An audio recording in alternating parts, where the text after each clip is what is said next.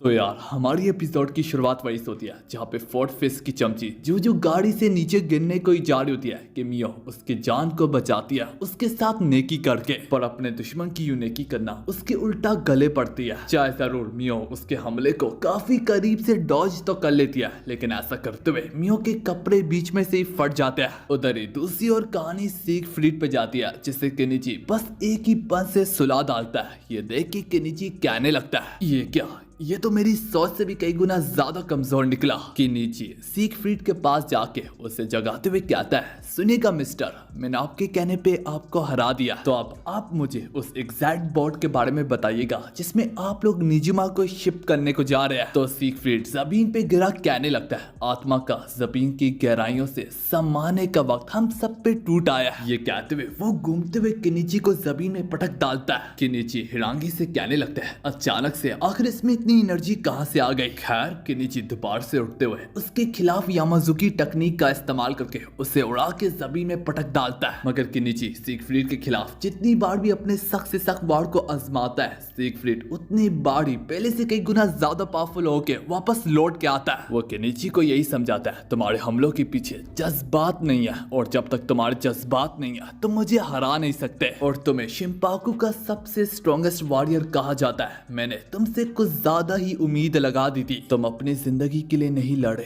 तुम मुझे नहीं हरा सकते। वो केनिची को बताता है कि तुमसे तो अच्छा मैं उस लड़की से लड़ लेता, कम से कम मैं उससे तकलीफ देता, और वो चिल्लाती। उसकी ये बात सुनते सारी केनिची को काफी ज्यादा गुस्सा आता है। वो उसके हाथ को पटक के घुमाते हुए उसे जमीन के बल फेंक डालता है। उसके उठने के बाद केनिची एक खतरनाक हमले से दूसरा खतरनाक अटैक करता और दूसरे खतरनाक अटैक से तीसरा खतरनाक वार करता, पर इसके बावजूद भी सिगफ्रीड को कुछ ना होता। वो गुनगुनाता रहता अपनी सुरीली आवाज में जैसे उसके अंदर जिंदगी तक ना हो। केनिची उसको अपनी यूं आंखों के सामने कदम जमाता देख के अपने मन में सोचने पे मजबूर हो जाता है, क्या इससे दर्द महसूस भी होता है, क्या ये इमोर्टल है। दूसरी ओर कहानी मियो पे जाती है और उसके कपड़े फटने की वजह से उसे काफी ज्यादा गुस्सा आया होता है। लगभग 1-2 मिनट में वह सबकी छुट्टी कर डालती है और यहाँ तक इनके ट्रक को भी रोक डालती है। मगर मियो ट्रक के अंदर फोर्थ फिस्ट को ना पाती और उसका चमचा उससे बताता है कि वो तो पहले ही हेडक्वार्टर की ओर निकल गया, उसने बिल्कुल मुझे गीटी की तरह इस्तेमाल किया और खुद पहली फुर्सत में ही खिसक गया, तुम गलत गाड़ी का पीछा कर रही थी। कहानी दोबारा से केनिची पे जाती है और जब वो उसके खिलाफ जूझो लड़ा होता है तो तभी केनिची को एक बोट की हॉर्न की आवाज सुनाई देती है। इसका मतलब है वो जल्दी पानी में अपना सफर शुरू करने को जा रही है। केनिची से और सब्र ना हो रहा था, बेचैनी उसे खाई जाने लगती है, पर तभी उसे यहाँ पे सकाकी की एक बात याद आती है, अगर तुम्हें फाइटिंग के दौरान जल्दी और बेचैनी महसूस होने लगे तो अपने आप को कंट्रोल में रखो, अपने माइंड को रिफ्रेश करो ताकि तुम्हारा अपोनेंट तुमसे फायदा ना उठा सके। तो ऐसी सूरत हाल में मैं तुम्हें वार्म अप को रिकमेंड करूंगा। यही सोच के केनिची स्ट्रेचिंग करने के बाद अपने वार्म अप को जारी कर डालता है और मजाक मजाक में वो से पंच मारने को ही जा रहा होता है कि केनिची वहीं पे अपने पंच को रोक डालता है। सोचता है कि मैं अपनी टेक्निक को बदल के वार करता हूँ कि उतने में केनिची नोटिस करता है कि मैंने तो सिगफ्रीड को पंच मारा ही नहीं, कि आखिर ये उड़ के जमीन पे कैसे गिर गया। ये सब देख के तब कहीं जाके केनिची को समझ में आता है कि हाँ यार, अब समझा, मैं जूजू पंच मारने को ही लगता हूँ, ये जानबूझ के मामूली से कदम पीछे ले लेता है और बस अपनी स्किन को मेरे पंच के साथ टच होने देता है। तो इस तरह से ये डॉज तो कर लेता है लेकिन ऐसे एक्ट करता है कि जैसे किसे पंच लगा, जिस पर सिगफ्रीड कहता है कि तुम मुझे पहले भी नहीं छू पा रहे थे, तो तुम ये जान भी लो तो इससे क्या ही फर्क पड़ता है, तो मुझे अभी भी नहीं छू पाओगे। तो जिस वजह से केनिची मामूली सोल्जर की तरह उसके पास चल के काफी ज्यादा करीब चला जाता है और यहाँ पे केनिची को एक चीज याद आती है, जहाँ पे केनिची आकिसामे से सवाल पूछता है कि मैं इतने सारे मार्शल आर्ट को एक साथ सीख रहा हूँ, जबकि लोग अपनी अपनी पूरी जिंदगी दांव पे लगा देते हैं सिर्फ एक ही स्टाइल को मास्टर करने के लिए। तो इसी बात पर उसे सारे के सारे मास्टर समझाते हैं कि इन सभी चीजों को सीख के तुम एक अपना नया मूव भी डेवलप कर सकते हो जो कि किसी और के पास नहीं होगा। तुम ही वो वाहिद शख्स होगे जिसे बेसिक से लेके सारे स्टाइल की एडवांस टेक्निक तक मालूम होगी। तो लड़ाई में उनका सामना करना तुम्हारे लिए काफी इजी होगा, जबकि तुम्हारे अपोनेंट के लिए नहीं, क्योंकि तुम इन सब चीजों को मिला के एक नई चीज भी बना सकते हो। और जहाँ तक मास्टर करने की ही बात है, फिक्र मत करो केनिची, हम तुम्हारे साथ अपने लाइफ टाइम के एक्सपीरियंस शेयर करेंगे जो कि लोग सालों में सीखते हैं, हम तुम्हें तुम्हारी जवानी में ही सिखाएंगे। और यही सोच के केनिची कुछ नया डेवलप करने का भी सोच रहा था। कहानी प्रेजेंट में होती है जहाँ पे सिगफ्रीड कहने लगता है, तुम तुम्हें क्या लगता है कि मैं इतनी करीबी से डॉज नहीं कर पाऊंगा? लेकिन केनिची सारे के सारे मार्शल आर्ट को अब एक साथ मिलाने लगता है, उन सब के वार करने के तरीकों को एक साथ मिलाने लगता है और इसके साथ ही साथ केनिची के वार की कोई रिदम तक ना होती, जिस वजह से सिगफ्रीड उसे रीड ना कर पाता। केनिची का वार उसे बहुत बुरे तरीके से जा लगता है और उतने में यहाँ पे मियो भी पहुंच गई होती है। इस हमले को अपनी आंखों से देख के यहाँ तक उसके भी पैरों तले जबीन खिसक जाती है। अब इससे पहले जबीन के साथ उसका सर भी लगता कि मियो उसे जाके पकड़ लेती है, क्योंकि केनिची ने ऑलरेडी इतने खतरनाक हमले से बड़ी डैमेज की होती है। मियो केनिची से कहने लगती है, अब चूंकि तुमने उसे इतना खतरनाक हमले से बेहोश कर दिया, वो इतनी जल्दी उठने वाला नहीं है। बदकिस्मती से तुम्हें एक एक शिप को जाके निजिमा को अब ढूंढना पड़ेगा। केनिची पैनिक करते करते जूजू शोर तक पहुंचता है कि वो काफी ज्यादा चौंक जाता है, क्योंकि सारी की सारी कश्तियां अपने अपने सफर पे निकल पड़ती है। केनिची की आंखों में आंसू भर आते हैं और वो काफी दुख बड़े अंदाज में कहने लगता है कि बेचारा निजिमा आखिर कौन से हालात में होगा। जबकि दूसरी ओर कहानी निजिमा पे जाती है, कार्गो वाली साइड में, जहाँ पे वो काफी मजे से पड़ा होता है। वो कहता है, अरे वाह, इन कार्गो में तो काफी कुछ खाने का भी है और अंदर से यहाँ तक निजिमा को फैंसी सूट वगैरह भी मिले होते हैं। निजिमा सोचने लगता है कि आज के बाद से मैं यूं ही अपनी जिंदगी कश्तियों में गुजारूंगा, ऐश और इशरत की। सीन शिफ्ट होके लोकी पे जाता है, जहाँ पे उसके साथ फर्स्ट फिस्ट भी मौजूद होता है और ये खबर उन तक जा पहुंची होती है कि केनिची ने सिगफ्रीड को हरा दिया। पर जब फर्स्ट फिस्ट को केनिची शिराहामा का पूरा नाम बताया जाता है, ये नाम सुन के उसके पैरों तले जमीन खिसक जाती है। वो अंदर से ये नाम सुन के काफी ज्यादा हैरान होता है और वो अपने मन में सोचता है, मेरे प्यारे दोस्त, लगता है वक्त आ ही गया। कहानी अगले दिन पे निजिमा पे जाती है, जहाँ पे वो एक अनजान आइलैंड पहुंच गया होता है और उस आइलैंड के बारे में किसी को अता पता तक नहीं मालूम होता कि ये आखिर कौन सा आइलैंड है। सीन शिफ्ट होके केनिची पे जाता है, जो कि वापस रयो जंपाकू लौट के आ गया होता है। वहीं पे कैंसेमा केनिची को डबल पाम टेक्निक सिखा रहा होता है, पर उल्टा यहाँ पे हमें मालूम पड़ता है कि रैग्नारोक के बंदे शिंपाकू अलायंस और केनिची को काफी ज्यादा सीरियस लेने लगते हैं, क्योंकि जाहिर सी बात है केनिची ने सिगफ्रीड को हराया है, जो कि रैग्नारोक के हाईएस्ट रैंक वालों में से एक था और जो सारे फिस्ट में से सबसे स्ट्रॉन्गेस्ट फिस्ट होता है वो फर्स्ट फिस्ट होता है। और उसके पास भी एक ऐसा ही बैज होता है जो कि केनिची हर वक्त अपने कॉलर के साथ बांध के रखता है। इन बैजेस को यिंग यांग बैज कहते हैं, जिसका जिक्र मैं काफी बार सीरीज में कर चुका हूँ और तुम लोगों को बता भी चुका हूँ कि इस बैज को लाजमी याद रखना। और यहीं पे हर्मिट फर्स्ट फिस्ट से परमिशन मांगने लगता है कि मैं केनिची शिराहामा को अपने हाथों से हराना चाहता हूँ। दूसरी ओर हम केनिची और उसकी सिस्टर को बाहर घूमते हुए देखते हैं, जहाँ पे उसकी सिस्टर महंगी महंगी चीजें देख के काफी ज्यादा डिस्ट्रैक्ट हो रही होती है कि बिला आखिर केनिची तंग आके उसे कहने लगता है कि मैं आगे जा रहा हूँ और जब तुम्हारा मन बढ़ जाए तो मेरे पास खुद ही लौट के वापस आ जाना। अब ये कहते हुए केनिची तो काफी ज्यादा आगे निकल जाता है कि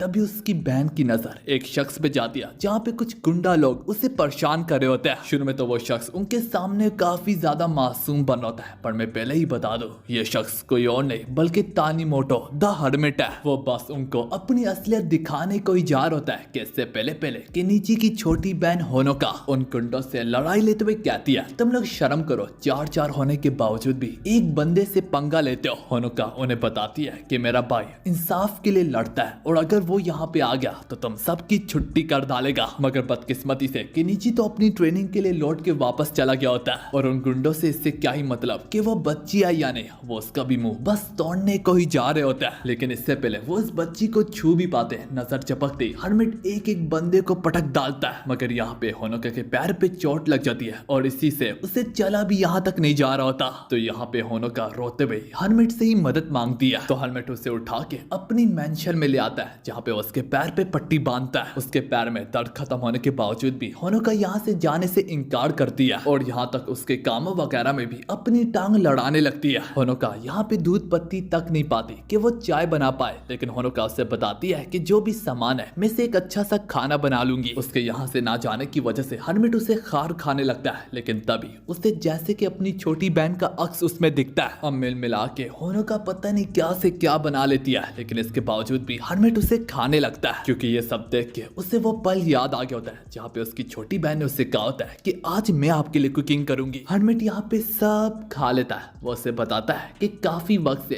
किसी ने मेरे लिए कुकिंग तक नहीं की। उसकी ये बातें सुनने के बाद होनोका को काफी ज्यादा खुशी होती है और वो यहाँ तक उसके लिए डस्टिंग और सफाई वगैरह भी करने लगती है। मगर जो होनोका उसकी एक फैमिली फोटो को देखने लगती है कि हर्मिट उसमें काफी ज्यादा गुस्सा हो जाता है, पर इसके बावजूद भी वो दोनों की दोनों एक अच्छा खासा टाइम स्पेंड करते हैं। बिल आखिर फिर यहाँ से होनोका चली जाती है। तो जो वापस पहुंच जाने के बाद होनोका किनिची को भी बताती है कि वो काफी अच्छे बंदे के साथ उसके घर तक गई थी। लेकिन ये सब सुन के किनिची को उसकी फिक्र होती है और वो कहता है कि ऐसा कभी दोबारा मत करना, क्योंकि हम किसी अनजान शख्स पे भरोसा नहीं कर सकते, चाहे जरूर वो तुम्हारी जान बदमाशों से क्यों ना बचाए। और इसके बाद किनिची को डबल पाम टेक्निक की ट्रेनिंग शुरू की जाती है, जहाँ पे आकी सामे ने हयातों के लिए एक मसाज मशीन बनाई होती है, पर इसे पावर देने के लिए काफी ज्यादा जोर और हिम्मत की जरूरत होती है। तो इसके लिए ये लोग किनिची को यहाँ पे इस्तेमाल कर रहे होते हैं। इसी बहाने किनिची की ट्रेनिंग हो रही होती है और दूसरी तरफ हयातों की मसाज हो रही होती है कि अचानक से इनके डोजो में एक विजिटर आता है, जो कि जाहिर सी बात है उनके डोजो पे कब्जा करने का सोच रहा होता है। जबकि कैंसेमा उस पे अपने चाइनीज मूव का इस्तेमाल करके और डबल पाम टेक्निक का इस्तेमाल करके उसे आसानी से हरा डालता है। कैंसेमा आकी सामे को बताता है, मैंने इसकी सारी हड्डियां लगभग तोड़ दिया है, इसे अपने हॉस्पिटल ले जाओ और काफी बड़ा बिल तैयार करो। अगर इस तरह चलता रहा तो हम जल्द ही मिलियनेयर बन जाएंगे। मगर किनिची अब डोजो से तंग आके एक बार फिर से भाग जाता है, क्योंकि किनिची ने उस मसाज मशीन के पट्टों को 2000 मर्तबा खींचा होता है और हर बारी में वो पहले से ज्यादा जोर लेती है और कल तो उसे 5000 मर्तबा करना होगा। और इसी वजह के कारण किनिची अपने घर में वापस छुप के बैठ जाता है। अलबत्ता डोजो में आकी सामे कहता है, खैर है किनिची जल्दी वापस लौट के आ जाएगा जब वो दोबारा से ट्रेनिंग के लिए तैयार होगा। और बाद में हमें मालूम पड़ता है कि होनोका अब आजकल रोजाना हर्मिट के घर जाती है, जबकि हर्मिट उसे काफी ज्यादा तंग आ गया होता है। वो होनोका को यहाँ से जाने के लिए बोलता है। वो उसे बताता है कि मेरे काफी काम है, मुझे ट्रेनिंग भी करनी है। होनोका उसे सवाल पूछती है, तो तुम आखिर इतना ज्यादा स्ट्रॉन्ग बन के करोगे क्या? हर्मिट जवाब में कहता है, मैं उन लोगों की जान ले लूंगा जिन्हें मैं पसंद नहीं करता। होनोका उसे दोबारा से पूछती, तो फिर इसके बाद क्या करोगे? तो हर्मिट गुस्से से दोबारा से कहता है, मैं नए लोगों को ढूंढूंगा जिन्हें मैं पसंद नहीं करता हूँ और फिर उन्हें भी मार डालूंगा। होनोका मुस्कुराते हुए उसका मजाक उड़ाते हुए कहती है कि तुम क्या कह रहे हो कि तुम पूरी दुनिया से दुश्मनी मोड़ लोगे? हर्मिट गुस्से में आके कहने लगता है, तुम जैसे को क्या ही मालूम होगा, पूरी की पूरी दुनिया ही धोखेबाज है, तुम किसी पे भरोसा नहीं कर सकते। ये सब कहते हुए उससे वो पल याद आता है जहाँ पे उसको और उसकी छोटी बहन को एक अनजान शख्स ने अडॉप्ट कर लिया होता है। उसका मुंह बोला बाप उसे कहने लगता है, मैंने अपनी पूरी जिंदगी अपने बिजनेस को दे दिया है, पर अब मेरे बाद उस बिजनेस को संभालने वाला कोई भी नहीं है, तो तुम आज के बाद से और आज के रोज से मेरी गद्दी संभालोगे, मैं तुम्हें सब कुछ सिखाऊंगा। हर्मिट की छोटी बहन को कैंसर होता है, तो उसका फादर उसे बताता है कि अगर तुम मेरी बात को समझोगे, मानोगे, तो मैं तुम्हारी बहन को अच्छे खासे डॉक्टर के पास लेके जाऊंगा, पैसे दूंगा और वो सब कुछ ला के दूंगा जो कि तुम्हारी बहन चाहती होगी। पर अगर तुम बड़े होके नाकाम और एक मामूली शख्स निकले तो मैं तुम दोनों को फेंक दूंगा एक कूड़े की तरह। हर्मिट इस ऑफर को कबूल कर लेता है अपनी बहन की खातिर। कहानी प्रेजेंट में आती है कि अचानक से हर्मिट अपने पीछे लोकी को पाता है। हर्मिट चौंक जाता है कि आखिर इसे मेरे घर के बारे में मालूम कैसे पड़ा। लोकी इस पर कहता है, अरे कम्मा, तुम तो मुझे इतने अच्छे से जानते हो, मेरी नजर से कोई बच के थोड़ी भाग सकता है। पर हर्मिट काफी ज्यादा गुस्से में आता है और उसके जिस्म से बढ़ बढ़ के ओरा सा निकलने लगता है। तो लोकी उसे कहता है, अरे रिलैक्स, मैं तुमसे लड़ने थोड़ी आया हूँ, मैं तो बस तुम्हें एक चीज के बारे में समझाने आया हूँ कि मैं किनिची शिराहामा से लड़ूंगा। हर्मिट उससे बताता है कि तुम अगर ऐसा करोगे तो तुम फर्स्ट फिस्ट के खिलाफ होगे। तो लोकी यहाँ पे कहने लगता है, फर्स्ट फिस्ट के ऑर्डर की आखिर किसको क्या ही परवाह है, क्योंकि मैंने तो ग्रेट फिस्ट से ऑर्डर लिया। By the way, great feast वो फिस्ट है जिसने फर्स्ट फिस्ट को भी यहाँ तक ट्रेनिंग दी है। और उसके बारे में सुन के यहाँ तक हर्मिट भी अपना फाइटिंग स्टैंस को गिरा देता है। खैर यार, होनोका उस पर काफी ज्यादा गुस्सा होने लगती है कि तुम होते कौन हो कि तुम मेरे भाई के साथ लड़ाई लेते हो। तुम किनिची शिराहामा से अपने गंदे हाथ दूर रखो, वो इंसाफ का फाइटर है और मेरा भाई है। जो सुनते सारी दोनों के दोनों वहीं पे चौंक जाते हैं। लोकी अब अपने गंदे हाथों से किनिची की बहन को दबोच लेता है, जबकि हर्मिट अभी भी काफी ज्यादा शॉक में होता है क्योंकि उसे यकीन नहीं आ रहा होता कि ये छोटी सी बच्ची इतने वक्त से मेरे घर में थी और ये किनिची की बहन थी। उधर ही दूसरी ओर हम निजुमा को देखते हैं जो कि किनिची को बता रहा होता है कि सुनने में आया है कि हर्मिट दोबारा से तुम्हारी तलाश में है और अफवाहों के मुताबिक वो इसलिए इतनी देर से गायब सकता क्योंकि वो एक शदीद किस्म की ट्रेनिंग में मगन था। उसका नाम सुनते सारी हम केनिची की आंखों में एक गुस्सा सा देखते हैं। वो मरता जा रहा होता है अपना बदला पूरा करने के लिए। दिन ब दिन हम देख पा रहे हैं केनिची भी थोड़ा सा लड़ाका होता जा रहा है। जहाँ पे वो हारता है तो वो अपने बदले की प्यास में पागल हो रहा होता है। बाय द वे निजिमा ने ऑनलाइन शिंपाकू अलायंस के नाम से एक वेबसाइट भी बनाई होती है जहाँ पे लोकी खुलेआम केनिची को चैलेंज करते हुए उसे उसकी बहन की तस्वीर बेचता है। इस तस्वीर को देखते सारे केनिची का गुस्सा उसकी सोच से कई गुना ज्यादा बढ़ के हो जाता है। वो उनके खून की तलाश में निकल पड़ता है और उसके पीछे उसका साथ देने ताकेदा और युकिता भी जाने लगता है। और इसी के साथ हमारी ये वाली एपिसोड यहाँ पे खत्म होती है।